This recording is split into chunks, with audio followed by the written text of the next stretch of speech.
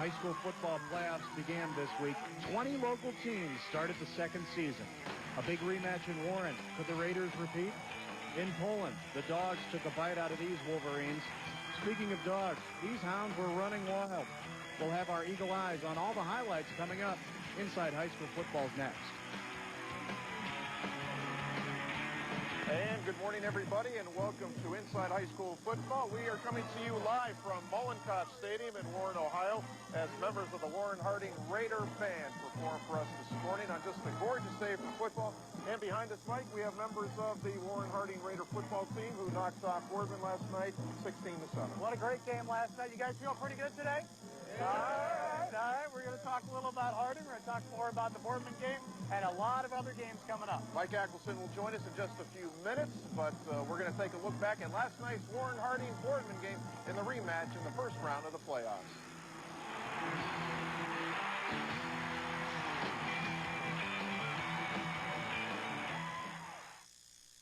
Inside High School Football is brought to you by Arby's, The Muscle Connection, and by the DeBartolo Corporation. Edward J. DeBartolo.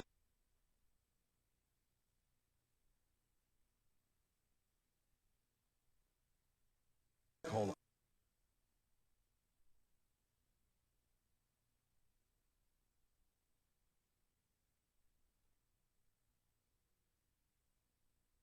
War on Terrorism. And hi again, everybody. Welcome back to Mullincott Stadium, home of the Warren Harding Raiders, as the Raiders were victorious last night over the Boardman Spartans, 16-7. 20 teams opened the playoffs this weekend, and several looking to move on. Especially Boardman against Harding. Could Harding win it one more time? This was the rematch last night. Let's take you back to last night, where it was Harding and Warren Harding and Boardman last night, and we'll get to those highlights coming up. We'll get to the Boardman Warren Harding highlights. We should have those. They'll be coming shortly. Warren Harding, but we have Coach Tom McDaniels with us, Coach, as they get those highlights set. Let's talk about last night first of all. Obviously, I think a turning point in the game was when you got the fumble recovery by Masucci, and then on the very next play, Marie.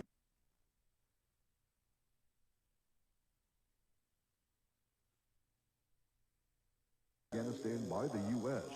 will affect how Muslims here feel about the U.S. war on terrorism.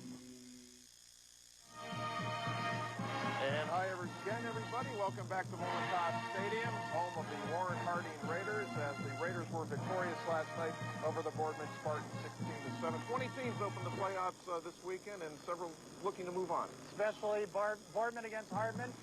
Could Harding win it one more time? This was the rematch last night. Let's take you back to last night, where it was Harding and Warren Harding and Boardman last night, and we'll get to those highlights coming up. We'll get to the Boardman Warren Harding highlights.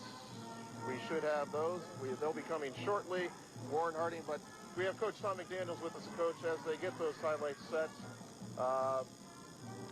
Let's talk about last night first of all. Obviously, I think a turning point in the game was when you got the fumble recovery by Masucci, and then on the very next play, Maurice goes 97.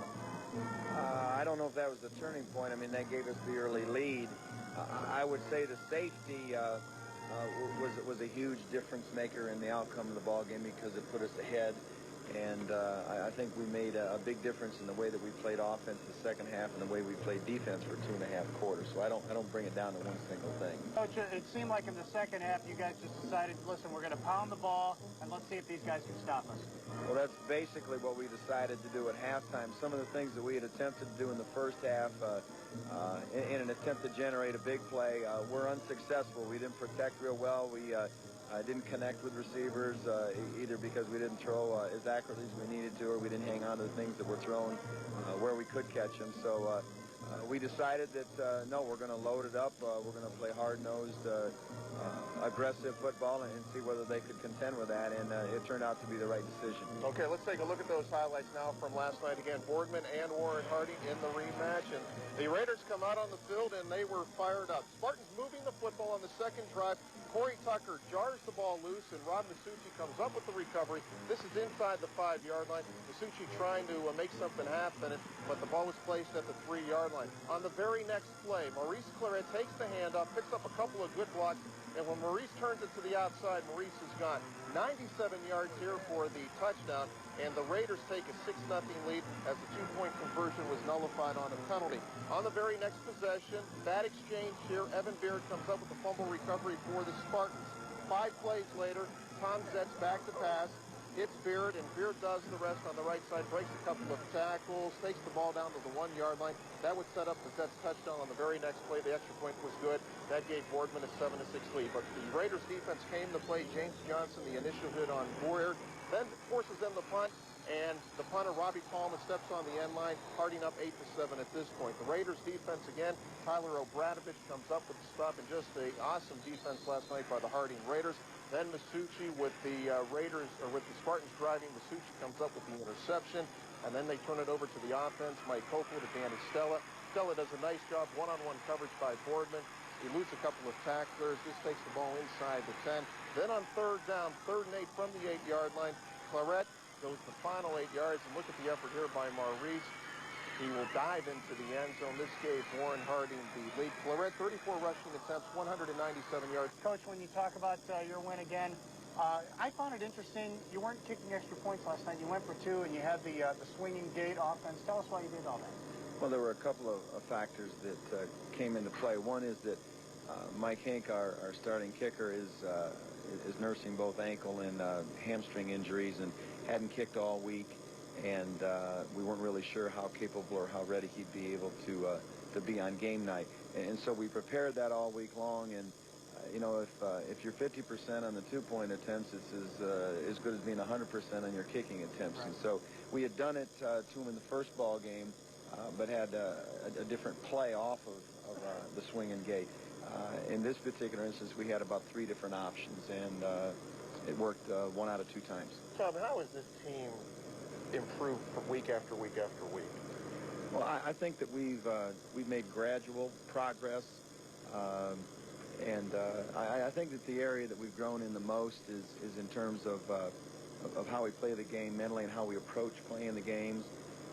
You know, our game day readiness, the unselfishness that the team has bought into and believed in.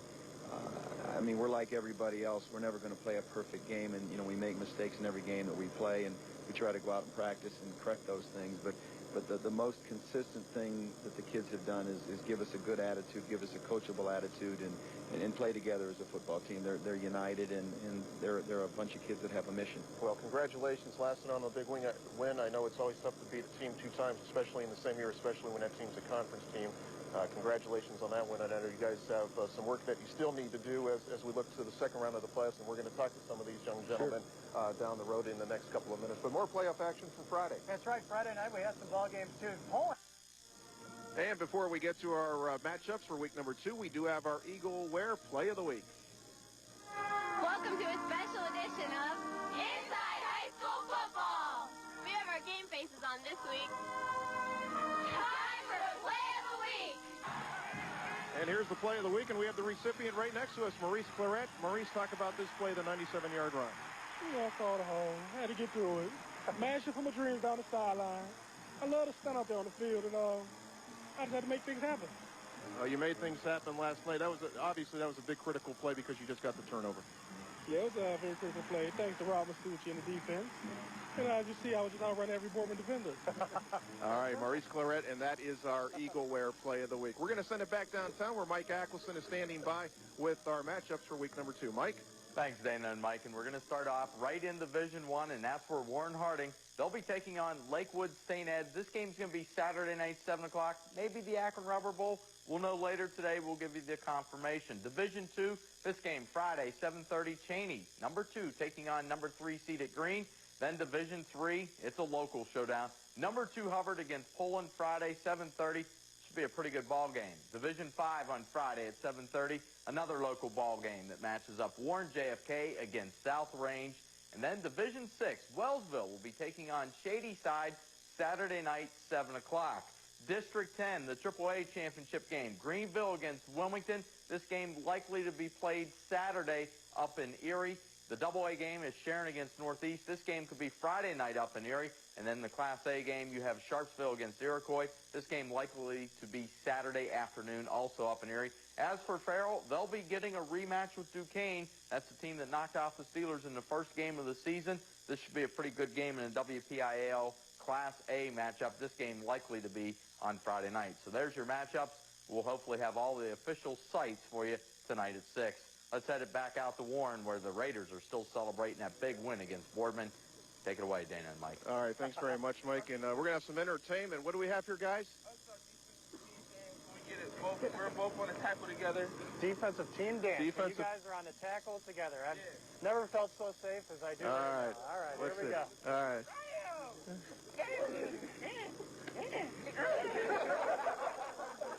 Well, it's no wonder they're winning so many games, is it? All right. Hey, first, before we go, we want to thank the Warren Harding Band for coming out, members of the Warren Harding Band. We want to thank you guys for coming out, the cheerleaders for coming out. We want to thank the Warren Athletic Office for allowing us to be here today. Coach McDaniels as well. Guys, best of luck next Saturday night against St. Ed's. Bring home another victory. All right. Okay, with that, we're going to remind you to catch all the highlights on the Arby's Overtime Report at 11:15 on Friday, and we close this week with our plays of the year.